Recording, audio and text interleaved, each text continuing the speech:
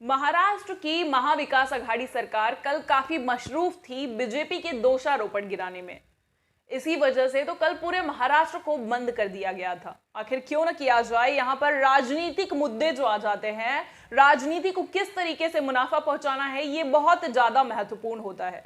खैर, महाराष्ट्र में कितने गड्ढे हैं, इस वजह से कितने लोगों की जाने जा रही है, ये सब तो कोई विषय ही नहीं। खाली कह दिया जाता है कि जल्द से जल्द अब इन सड़कों की मरम्मत कर दी जाएगी और आगे से ऐसी कोई भी वारदात सामने नहीं आएगी। लेकिन फिर कुछ महीनों के बाद, फिर कुछ समय के बाद वो वारदात जरूर सामने आती है।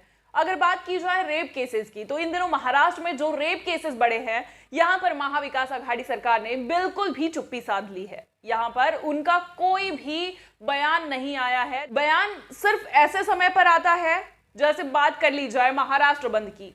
अब खुद सोचिए, इस महाराष्ट्र बंद का अगर आप रिजल्ट देखने जाएंगे तो क्या रिजल्ट आता है। अगर बात की जाए सिर्फ ज्वेलरी बाजार की, क्योंकि ये शादियों का सीजन है, नजदीक है सब कुछ, और ऐसे में व्यापार ठप पूरा पड़ा हुआ था। लेकिन कोरोना काल से बाहर निकलते हुए अब धीरे धीरे सब कुछ अपनी पटरी पर लौट रहा था, जिस वजह से अब जवेरी बाजार में कहीं ना कहीं सब कुछ अपनी पटरी पर आ गया था। लेकिन कल के महाराष्ट्र बंद होने की वजह से वहां पर 200 करोड़ का नुकसान हुआ है।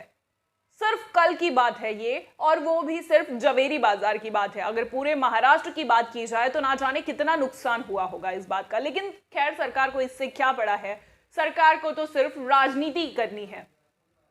अभी हाल ही में जो रेप केसेस आए हैं, उसकी गिनती अगर हम करने लगे तो शायद हम थक जाएंगे उन गिनतियों को करते हुए। क्योंकि अभी यहाँ साकीनाका में रेप केस, इसके अलावा नाबालिग बच्चियों के साथ रेप केस, इस तरह के तमाम केसेस आए हैं।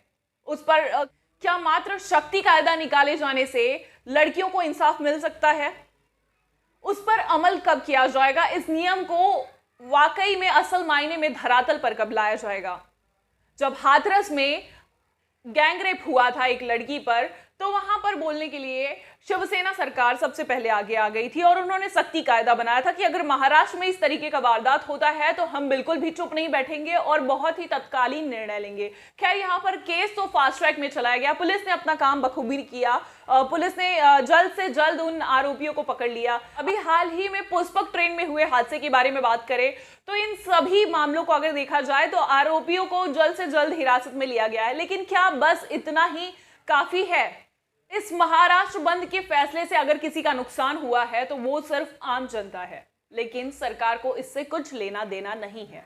सरकार को सिर्फ और सिर्फ राजनीति करनी है, सिर्फ और सिर्फ दूसरे पक्ष को नीचा दिखाना है और अपने आप को ऊंचा बताना है। लेकिन उसके लिए भी हमें उस तरह के कर्म करने की जरूरत है, ना कि महाराष्ट्र बंद करने की जरूरत है। आज के लिए इतना ही, फिर होगी मुलाकात, तब तक के लिए नमस्कार।